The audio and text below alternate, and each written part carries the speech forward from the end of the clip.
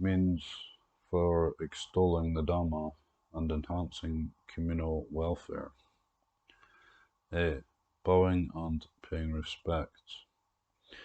It is well known that in Buddhist communities, the lay followers bow and pay respect to the bhikkhus. Within the community of monks itself, gestures of respect are made according to the number of years an individual has been ordained. A monk who has been ordained for fewer years pays respects to a monk who has been ordained longer. In terms of internal spiritual qualities, a layperson who is a noble being, Arya Pugala, and has attained to a level of awakening still bows to a monk who is unenlightened. In the monastic community, a fully awakened monk, an arahant, still pays respects to an unawakened monk if the latter monk has been ordained for a longer period of time.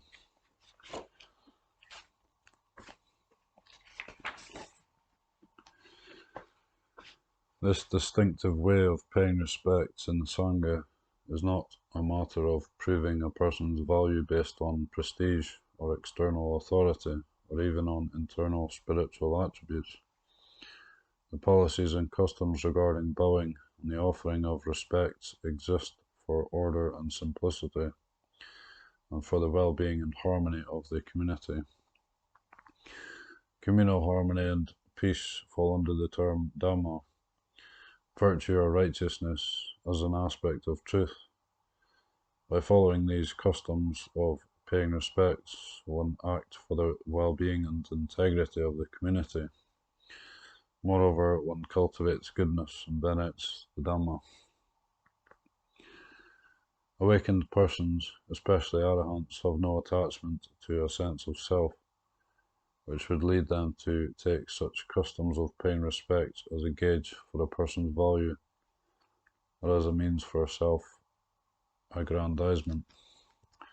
They follow these well-established customs, aiming for the well-being of the community, for the veneration and respect of the Dhamma and Vinaya, and even for the assistance of the person to whom they pay respects. If that person is morally inferior but still contains some goodness, this act of respect will remind him to be careful, to improve himself, and to strive for higher virtues. In the case that awakened persons refrain from paying respects in particular circumstances, they will do this for a reason, but aiming for the benefits of that person or of the community, not because of mental defilement and conceit. Awakened persons pay respects to monks, even those who are unenlightened, for reasons connected to the truth, or as a way to venerate the truth, as can be summarized as follows.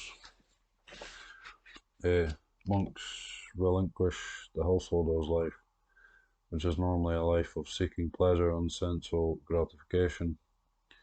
They voluntarily remove themselves from comfort and material abundance. They follow rules of training and keep a discipline which is difficult for unenlightened people to observe. Even awakened lay people are not compelled to practice at this level of austerity. They recognize that the monks do that which is difficult to do. B. Monks maintain a way of life that is considered by Buddhists to be a way of self-development and a way of bringing well-being and happiness to the world. This way of life should be honored and praised. C. Monks are part of the monastic Sangha. They are members of a community whose duties are directly related to the Dhamma. The monastic Sangha is where virtuous people gather, where most of the members are of a virtuous nature, and which is an optimal environment for cultivating goodness. It is a symbol of the Dhamma, or of the stability of the Dhamma. Each individual bhikkhu represents the monastic Sangha. When one pays respect to a monk in this sense, not to a specific personality, one is honoring the Sangha and venerating the Dhamma. D. The Bhikkhu Sangha is a Buddhist assembly performing the duties of studying, practicing and propagating the Dhamma in an optimal and most effective way. It safeguards the Dhamma, the Buddhist teachings, and the Vinaya, the system of training, and it assists in the transition of Buddhist religion, of the Buddhist religion. Monks are considered the heirs of the Buddhist teachings. The paying of respects to monks as representatives of the Sangha is equivalent to supporting the monastic community in order for it to provide blessings and happiness to the world. E. At the very least, awakened lay people pay respects to monks with a mind of loving kindness. They wish for the monks' welfare, happiness and prosperity in the Dhamma by helping them to remember and take into account their individual position and their responsibilities, which need to be attended to with diligent, sustained effort. A monk or novice who makes effort and trains himself, although he is still unenlightened, is still worthy of respectful salutation from lay people, even if they are unawakened. In other words, if a monk or novice asks himself whether he possesses virtues worthy of the lay people's veneration, this very self-awareness and self-inquiry is worthy of respect. The paying of respect between monks according to seniority is separate from the formal act of the monastic community, Sangha Kama, which are accomplished by a formal resolution among community members and conducted by an astute and able bhikkhu. For such formal acts, the monks should unanimously designate a leader who possesses trustworthy and admirable personal qualities, Pasaniya Dhamma. A monk who has been ordained for a long time and has much experience is a more suitable candidate for this position than a monk who has been ordained more recently, because the elder monk has had more time to study, train and develop himself. But seniority is not the decisive factor in this selection. B. Prescription forbidding monks from claiming superhuman states. Another rule in the Vinaya that demonstrates the spirit of fostering the collective good and emphasizes the importance of the community is the rule forbidding monks from claiming exceptional spiritual qualities or from claiming to have realized superhuman states. Uttari Manusa Dhamma, like deep states of concentration, jhana, concentrative attainment, samapati, or stages of enlightenment. If a person falsely claims to possess these qualities with the intention to deceive, he commits a parajika offense and automatically falls away from the state of being a bhikkhu. Even if he has realized one of these exceptional states, if he mentions this attainment to a layperson or to someone else who is not a bhikkhu or bhikkhuni, he is still at fault and transgresses a less serious rule requiring expiation, pachitya. The former rule originated during a time of famine, when a group of monks who were looking for ways to obtain food without difficulty decided to praise one another's personal qualities, sometimes based on fact, sometimes not, by saying, for example, this monk has attained jhana, this monk is a stream enterer, this monk is an arahant, this monk has attained the 6 higher psychic attainments. As a result, the devoted lay people provided them with abundant food. When the Buddha was made aware of this, he laid down the training rule, saying that it is undignified to boast about one's exceptional qualities for the sake of one's stomach, and he severely criticized those monks who made false claims, calling them the most contemptible thieves in the world. A similar rule forbids monks from displaying psychic powers to lay people. A monk who transgresses this rule commits an offence of wrongdoing, dukkata. This rule originated when a wealthy merchant hung a sandalwood bowl from the end of a long bamboo pole and declared a challenge. He would give this bowl to anyone who is an arahant and possesses true psychic powers, but this person must levitate and collect the bowl himself. Venerable Pindola Bharadwaja heard this challenge, and wanting to preserve the honour of Buddhism, rose in the air and collected the bowl, causing a great excitement and wonder among the inhabitants of Rajagaha.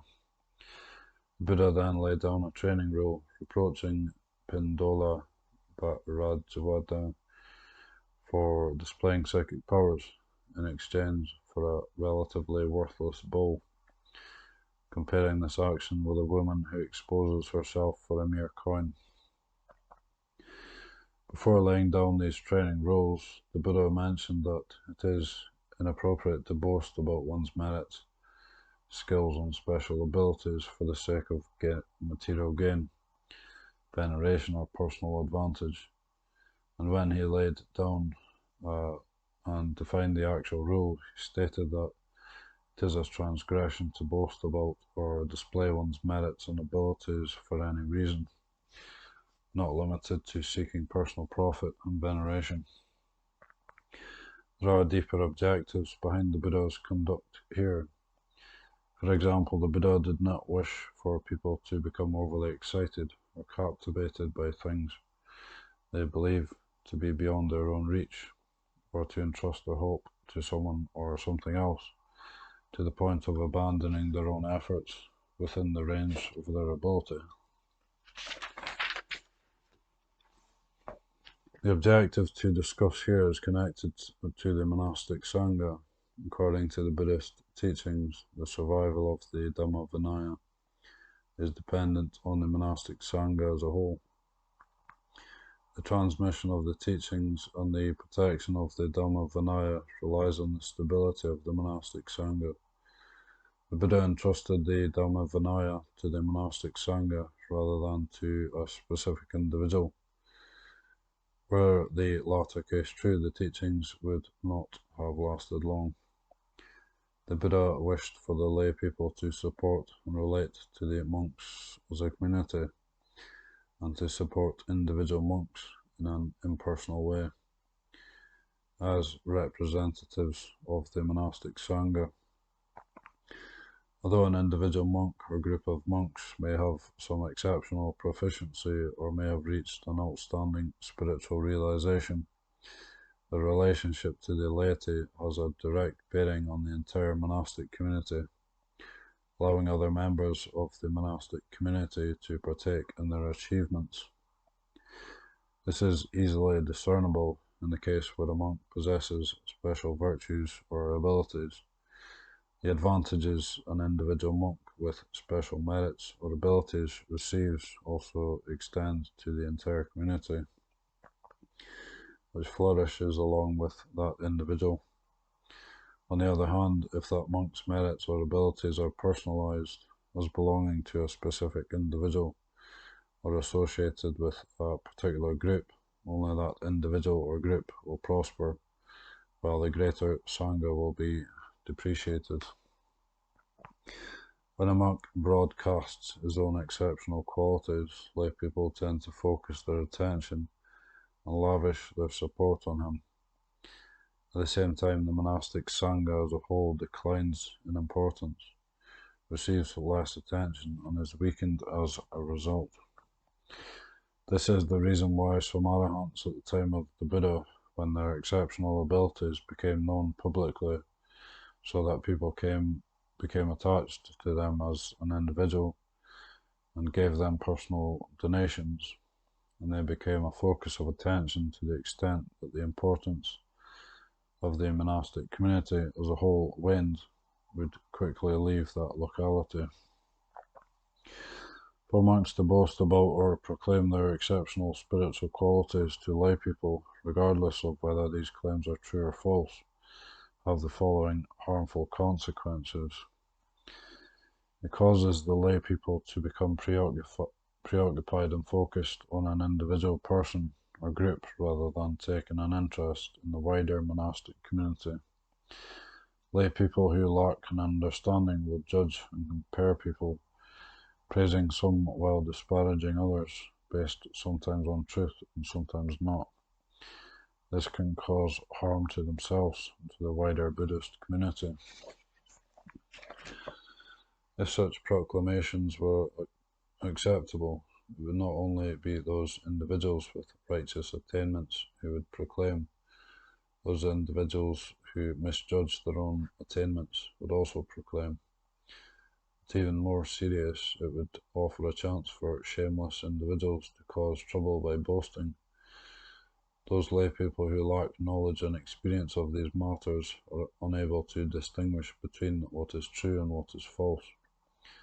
They may be misled by skilled charlatans and consequently view something false as marvelous and reliable.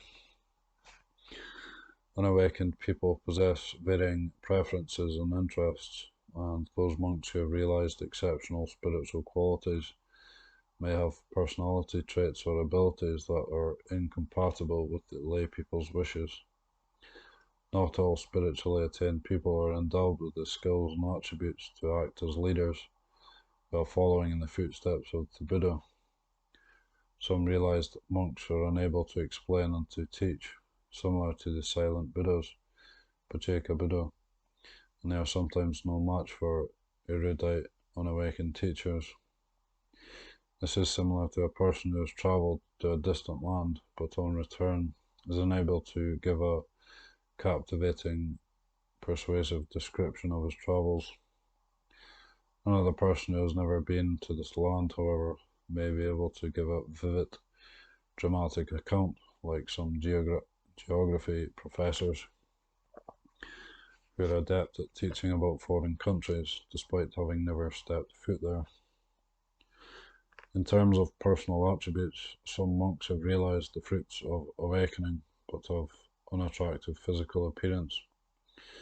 Venerable Lakun Tarka Badiya, for example, was an arahant, but was both dwarfed and hunchbacked. Young monks and novices would tease and ridicule him so much that the Buddha needed to come to his aid.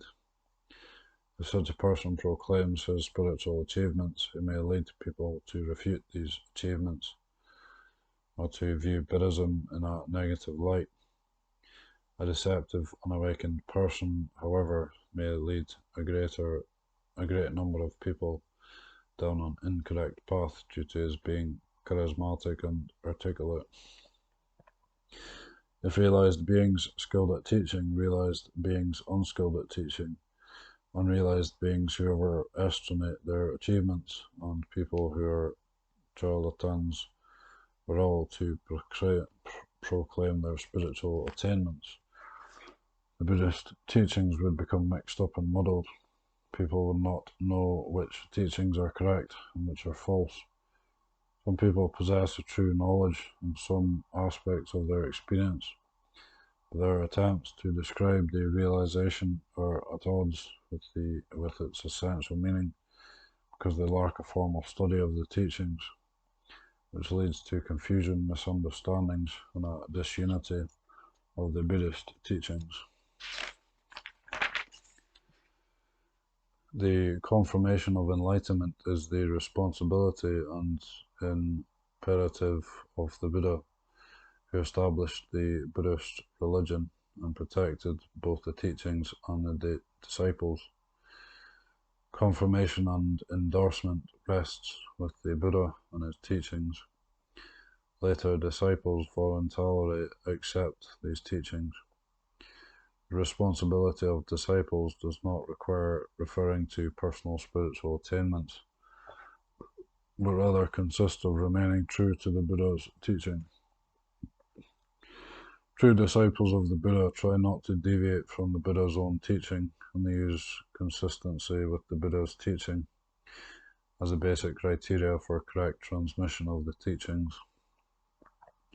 They need not refer to their own awakening as a criteria for evaluation. This preserves the integrity of the teachings and of Buddhism.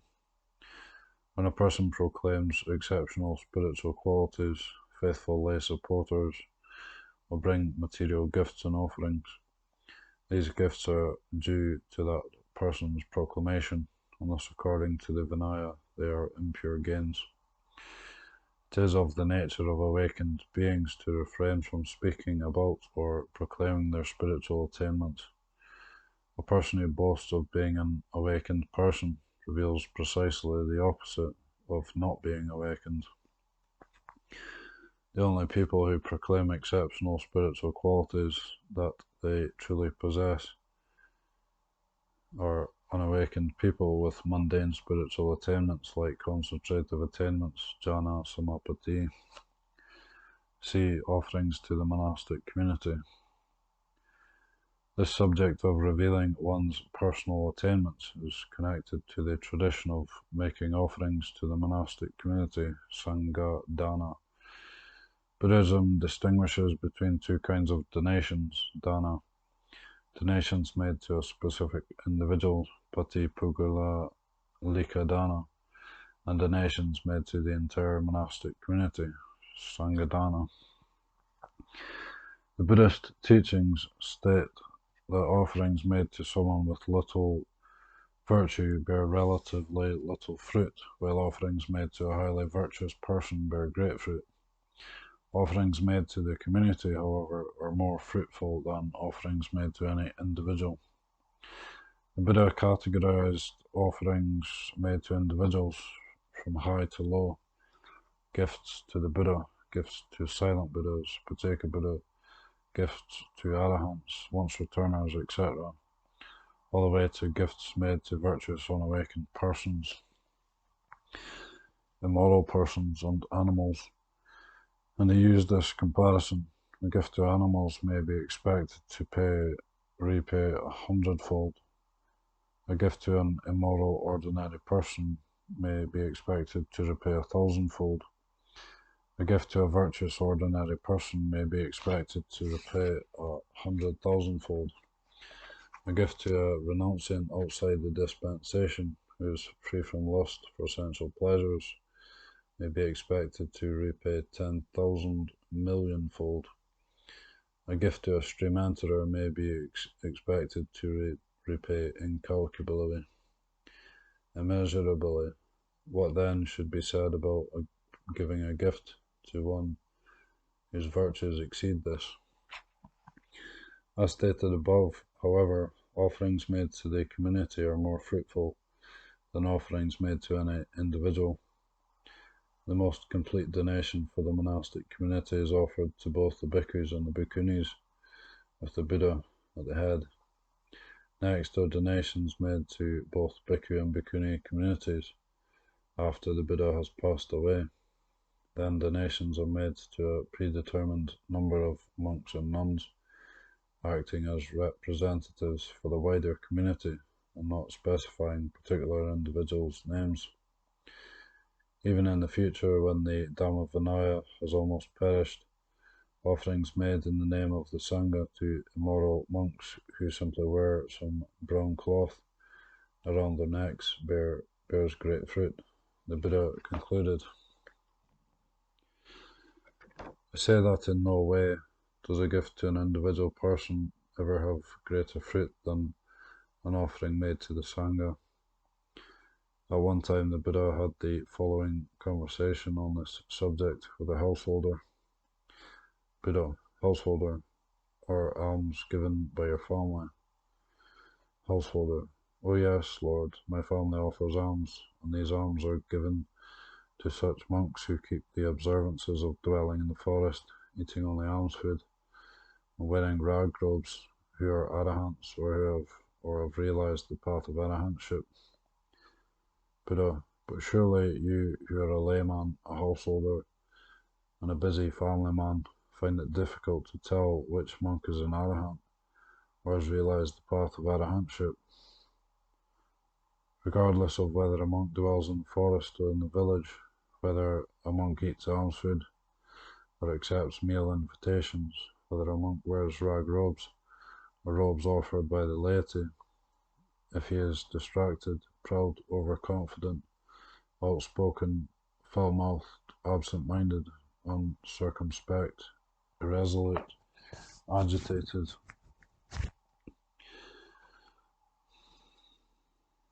and with senses unrestrained, he on that count is blameworthy. But if he is not distracted, not proud, not overconfident, not outspoken, not foul-mouthed, mindful, circumspect, one-pointed, determined, and with senses restrained, he on that count is praiseworthy. The Buddha then encouraged the householder to make offerings to the wider monastic community, saying that by making such offerings the mind is joyful and bright, and when the mind is bright, at death one goes to a happy abode. Apart from focusing on self-training and self-development, the practice and behaviour of the bhikkhus should take into consideration the well-being of the monastic community and of all human beings. At the very least, as a result of the monastic rules of discipline, the monks should make those people whom they interact with feel safe, happy, and at ease. Furthermore, if possible, the monks should teach the Dhamma so that people develop in faith, moral conduct, learning, generosity, and wisdom. In other words, the monks have two responsibilities in relation to the laity: a responsibility in regard to the Vinaya, of gladdening the minds of the laity by keeping moral precepts and observances, and a responsibility in regard to the Dhamma, of imparting the truth and sharing goodness in order to help the laity develop spiritually. As for the lay people, when they interact with the monks, they should aim to acquire spiritual riches in order to advance in the way of truth, and when they offer support to the monks, they should take into account the benefits accrued to the wider monastic community.